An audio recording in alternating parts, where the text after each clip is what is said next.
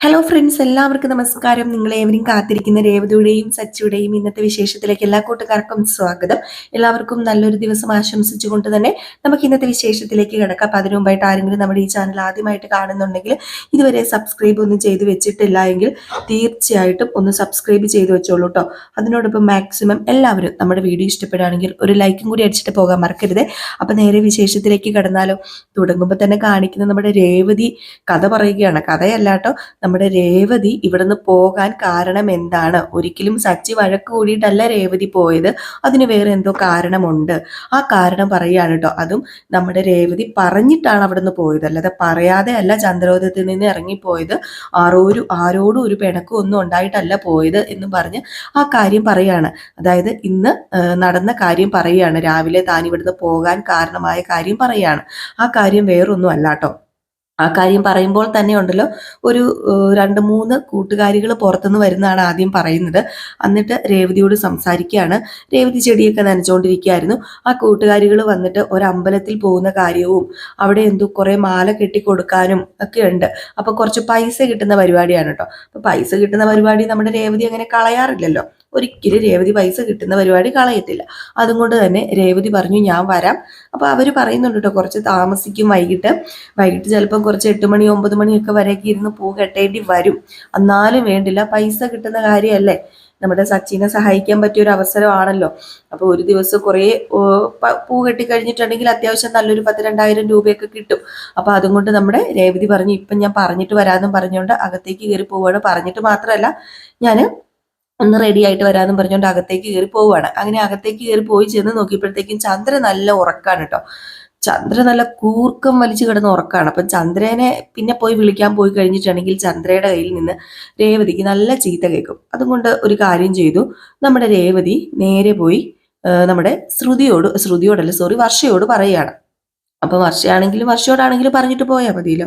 ഇപ്പൊ വേറെ ആരോടും പറയേണ്ട കാര്യമില്ല, വർഷേനെ പറഞ്ഞ് ഏൽപ്പിക്കുകയാണ്. വർഷ എല്ലാവരോടും പറയൂല്ലോ. അങ്ങനെ വർഷയോട് പറഞ്ഞിട്ടാണ് നമ്മുടെ രേവതി അവിടെ നിന്ന് പൂ കെട്ടാൻ വേണ്ടി ഇറങ്ങിപ്പോയത്. ഈ സമയത്ത് നമ്മുടെ വർഷ പറയുകയും ചെയ്തു ശരി ശരി പോയിട്ട് വാ എന്ന് കേട്ടോ. പക്ഷേ നമ്മുടെ വർഷ ഇങ്ങനെ ചെവിയിൽ ഹെഡ്സെറ്റ് കുത്തി വെച്ചിട്ട് ശരി ശരി പോയിട്ട് വാ എന്ന് പറയുന്നത് ഫോണിൽ സംസാരിക്കുന്നതായിരുന്നു. രേവതിക്ക് അറിയത്തില്ല.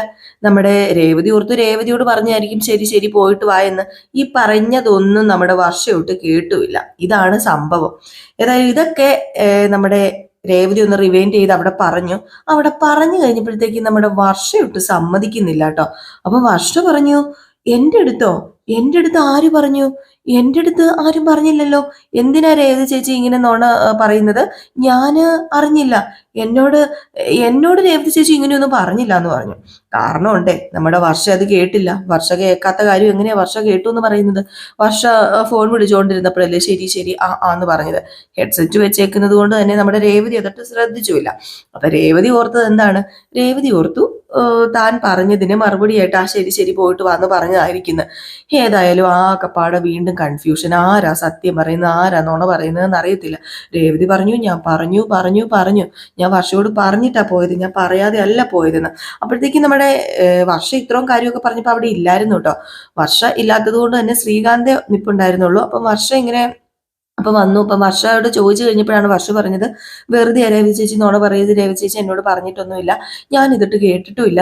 രേവതി ചേച്ചി എന്തിനാ രേവതി ചേച്ചി ഇങ്ങനെ നോണ പറയുന്നത്? അപ്പം രേവതി പറഞ്ഞു എന്തുവാ മോളെ ഇത്, ഞാൻ മോളോടല്ലേ പറഞ്ഞിട്ട് പോയത്, അപ്പം മോള് പോയിട്ട് വാ ശരിയെന്ന് പറഞ്ഞല്ലേ. അപ്പൊ ചന്ദ്ര പിന്നെ അത് കയറി അങ്ങോട്ട് പിടിച്ചില്ലേ, പിന്നെ അങ്ങ് കയറി അങ്ങ് തൂങ്ങി ഊഞ്ഞാലാടുക ചന്ദ്ര പറയാ വെറുതെയാ ഇവള് നുണയാ പറയുന്നത്, കണ്ടില്ലേ വർഷയോടൊന്നും അവള് പറഞ്ഞിട്ട് പോയതല്ല, ഇവളപ്പം തടി തപ്പാൻ വേണ്ടി ഇവള് ഓരോ കാര്യങ്ങൾ പറയുന്നതല്ലേ.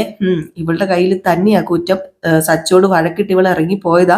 എന്നിട്ട് അത് മറയ്ക്കാൻ വേണ്ടി ഇപ്പം വർഷയുടെ തലയിൽ കൊണ്ട് കുറ്റം എല്ലാം കൂടി ഇടുവാണല്ലോ.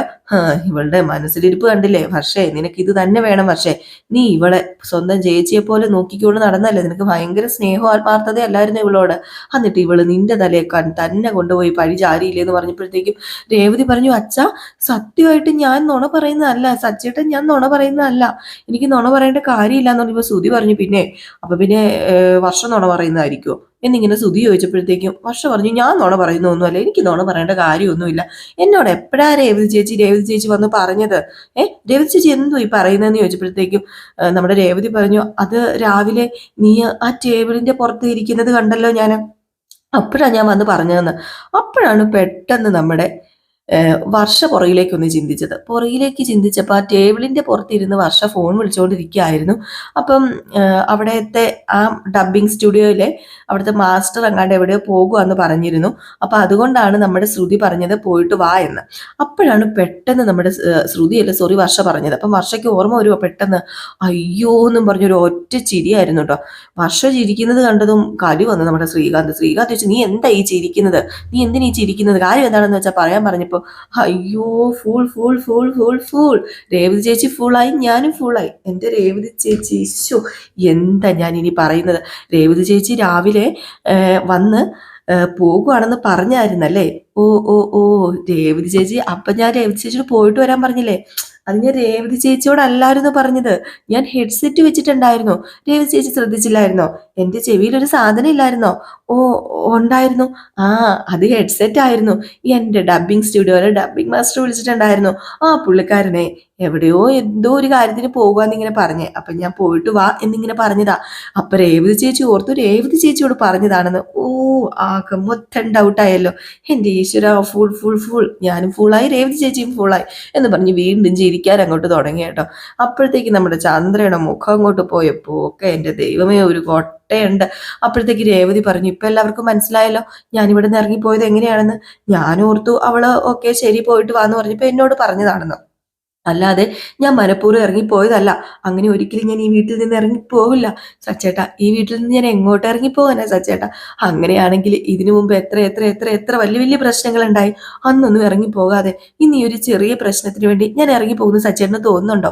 അപ്പോഴത്തേക്കും രവീന്ദ്രൻ പറഞ്ഞു, ഏതായാലും കാര്യമൊക്കെ കഴിഞ്ഞല്ലോ, പോട്ടെ, കാര്യങ്ങളൊക്കെ കഴിഞ്ഞു. ഏതായാലും നീ ആ പോലീസ് സ്റ്റേഷനിലേക്ക് ഒന്ന് സച്ചി വിളിച്ച് പറഞ്ഞുതരാം കേട്ടോ, നിന്റെ ഭാര്യ ഇവിടെ എത്തിയിട്ടുണ്ടെന്ന്. അതുകൊണ്ട് ഇനിയിപ്പോൾ ഇതിനെക്കുറിച്ച് കൂടുതൽ സംസാരമൊന്നും വേണ്ട ചന്ദ്രൻ, നീ കൂടുതൽ ഇനിയിട്ട് ഈ പെങ്കുച്ചിനെ വട്ട് കളിപ്പിക്കാതെ, പാതിരാത്രി ആയില്ലേ, പോയി കിടന്ന് ഉറങ്ങാൻ നോക്ക്. അതുപോലെ തന്നെ നീ സച്ചിക്ക് വല്ലതും എടുത്ത് കൊടുക്കാൻ നോക്ക്, അവന് വിശക്കുന്നുണ്ടായിരിക്കും, അവന് ഇത്രയും നേരം ഒന്നും കഴിച്ചിട്ടില്ല, നീയും വല്ലതും എടുത്ത് കഴിക്കുക എന്നിങ്ങനെ പറഞ്ഞു. ഈ സമയത്ത് ശ്രുതിയും അങ്ങ് കയറിപ്പോയി. അതുപോലെ തന്നെ നമ്മുടെ ശ്രീകാന്തും വർഷയും അങ്ങ് കയറിപ്പോയി. പിന്നെ രവീന്ദ്രനും അങ്ങ് കയറിപ്പോയിട്ടോ. അപ്പൊ നമ്മുടെ രേവതി സച്ചി അവിടെ നിൽക്കുകയാണ്. അപ്പം രേവതി പറഞ്ഞു, സച്ചേട്ട ബാ, ഞാൻ അമ്പലത്തിലെ നേർച്ച കൊണ്ടുവന്നിട്ടുണ്ട്, അത് കഴിക്കാന്ന് പറഞ്ഞു കേട്ടോ. അങ്ങനെ സച്ചിയും രേവതിയും കൂടെ അമ്പലത്തിലെ നേർച്ചയൊക്കെ കഴിക്കാൻ വേണ്ടി ഇങ്ങനെ ഇരിക്കുകയാണ്. അപ്പൊ ഇതിനിടയിൽ നമ്മുടെ ശ്രുതി ഭയങ്കര ചിരി കേട്ടോ. ശ്രുതി ചിരിച്ചപ്പോൾ ശ്രീകാന്ത് പറഞ്ഞു, നിനക്ക് ചിരി? ഇത്രയും നേരം ഇവിടെ എല്ലാവരും തീ അതിന്ന് നിനക്കറിയാമോ? സച്ചേട്ടന് രേവതി അടുത്തിയോട് എന്ത് സ്നേഹമാ വർഷയാട്ടോ ചിരിക്കുന്നത്. എന്തൊരു സ്നേഹമെന്നറിയാമോ? അല്ലെങ്കിൽ പിന്നെ ഇന്നുണ്ടല്ലോ ഒരു സംഭവം നടന്നു. അലഞ്ഞു തിരിഞ്ഞിട്ട് വന്നില്ലേ സച്ചേട്ടൻ? അത് കഴിഞ്ഞപ്പോ രേവതി ചേച്ചിനെ ഇവിടെ കണ്ടു. ആദ്യം രേവതി അടുത്തിനെ കണ്ടതും വഴക്ക് പറയാനൊക്കെ അങ്ങോട്ട് ചെന്നിട്ടോ. വഴക്ക് പറയാനൊക്കെ ചെന്ന അതേ സമയത്ത് തന്നെ ഒരൊറ്റ കെട്ടിപ്പിടുത്തം. ഞങ്ങളവിടെ നിൽക്കുന്നതൊന്നും ഉണ്ടല്ലോ സച്ചേട്ടൻ നോക്കിയില്ല, രേവതി ചേച്ചിനെ കെട്ടിപ്പിടിച്ച് പൊട്ടി പൊട്ടി പൊട്ടി കരയുക. എന്തൊരു സ്നേഹം അത്! അത് കണ്ടിട്ട് സത്യം പറഞ്ഞാലുണ്ടല്ലോ നമുക്ക് നോക്കി നിൽക്കുന്നവർക്ക് അസൂയ വരും. അതുപോലെയാ, പരിസരമൊക്കെ മറന്നായിരുന്നു. ഒന്ന് കാണേണ്ട കാഴ്ച തന്നെയായിരുന്നു. അയ്യോ ശ്രീകാന്തേ, എനിക്ക് കാണാൻ പറ്റിയില്ലല്ലോ. നിനക്ക് കാണാൻ പറ്റിയില്ല, ഇനിയിപ്പോ എന്ത് ചെയ്യാനാ? പിന്നെ കാണിക്കുന്ന സീൻ എന്ന് പറഞ്ഞു കഴിഞ്ഞിട്ടുണ്ടെങ്കിൽ നമ്മുടെ സച്ചിയുടെ ഫോണിലേക്ക് ഒരു ഫോൺ കോൾ വരികയാണ്. അത് വേറെ ആരും അല്ല കേട്ടോ, ലക്ഷ്മി വിളിക്കുകയാണ്. ലക്ഷ്മി വിളിച്ചിട്ട്, മോനെ അവിടെ എങ്ങനെയുണ്ട് മോനെ, രേവതി വന്നോ? അയ്യോ ഞാൻ മറന്നു പോയ മെസ്സോ, എന്തൊരിതാ ഇത്. രേവതി വന്ന സന്തോഷത്തിൽ ഞാൻ എല്ലാം മറന്നുപോയി. അവളിവിടെ വന്നെന്നേ. അയ്യോ അവള് വന്നോ? അവളപ്പം എവിടെ പോയതായിരുന്നു? അവളൊരു അമ്പലത്തിലെ പൂ കെട്ടാൻ വേണ്ടി പോയതായിരുന്നു. അപ്പം ഇവിടെ പറഞ്ഞിട്ടൊക്കെയാ പോയത്. അതൊരു ചെറിയൊരു തെറ്റിദ്ധാരണയാ. അതൊക്കെ ഏതായാലും രേവതി വരുമ്പോഴത്തേക്കും രേവതി ക്ലിയർ ചെയ്ത് തരും. ഏതായാലും രേവതി വന്നു, പേടിക്കൊന്നും വേണ്ട കേട്ടോ. ആശ്വാസമായി മോനെ, ആശ്വാസമായി. അല്ല നിങ്ങൾക്ക് വഴക്കൊന്നും ഇല്ലല്ലോ നിങ്ങൾക്കിടയിൽ?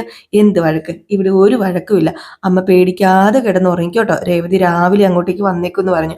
ആ എന്നാ പിന്നെ ശരി മോനെ എന്ന് പറഞ്ഞ് ഫോൺ കട്ട് ചെയ്തു. അപ്പൊ നമ്മുടെ ദേവ് ചോദിച്ചു, എന്താമ്മേ എന്താ, രേവതി ചേച്ചി വന്നോ? ആ രേവതി ചെന്ന വീട്ടിലെത്തിന്നാ പറഞ്ഞത്. രേവതി ചേച്ചി എവിടെ പോയതായിരുന്നു? അവൾ ഏതോ അമ്പലത്തിൽ പൂ കെട്ടാൻ പോയതാണത്രേ. ഷോ, ഈ രേവതി ചേച്ചിയുടെ ഒരു കാര്യം. അപ്പൊ അവർ തമ്മിൽ പിണക്കമൊന്നുമില്ലെന്നാ തോന്നുന്നത്. ഭയങ്കര സന്തോഷത്തോടു കൂടിയാ സച്ചി സംസാരിച്ചത്.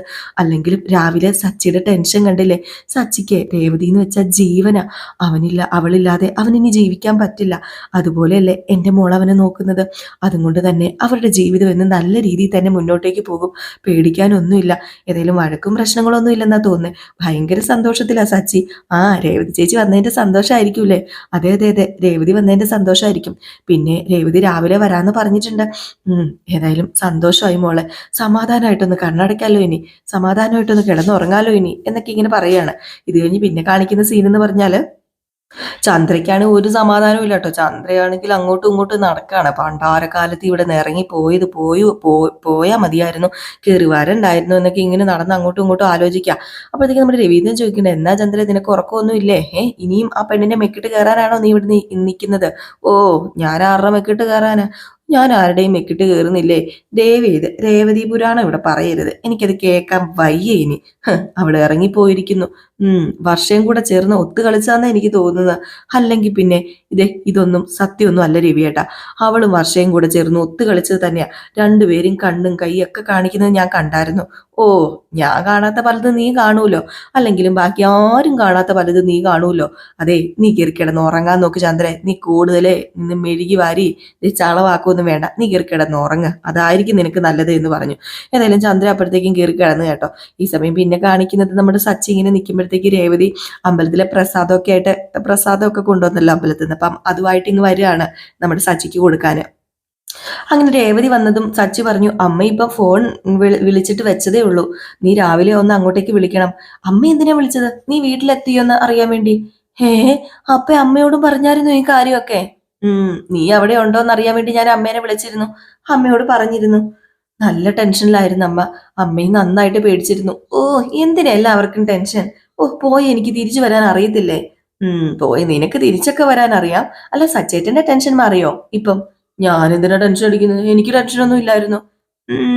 കുറെ നേരം കരഞ്ഞു അല്ലേ? കരയാനോ? ഞാനോ? സച്ചിയോ? നല്ല കഥ. ഞാൻ എന്തിനാ കരയുന്നത്? ഞാൻ എന്തിനു കരയണം? ഓ, കരഞ്ഞില്ലല്ലേ? സച്ചേട്ടന്റെ കണ്ണൊക്കെ ചുമന്ന് കിടപ്പുണ്ടല്ലോ, കണ്ണൊക്കെ വീർത്തിരിപ്പുണ്ടല്ലോ. കരഞ്ഞിരുന്നല്ലേ? അത് കരഞ്ഞിട്ടൊന്നുമില്ല. പോരെ ഒന്ന്. നിന്നെ അന്വേഷിച്ച് ബൈക്കിലല്ലേ സിറ്റി മുഴുവൻ ചുറ്റിയത്? ആ ചൂടുവെട്ടം അടിച്ചപ്പോഴേ ചുമന്നതാ, അല്ലാതെ കരഞ്ഞതൊന്നുമല്ല എന്ന്. അപ്പോഴത്തേക്ക് നമ്മുടെ രേവതി പറഞ്ഞു, ശരി ശരി, സച്ചേട്ടൻ പറഞ്ഞു, ശരി ശരി, ഞാൻ വിശ്വസിച്ചു, സച്ചേട്ടൻ കരഞ്ഞിട്ടില്ല.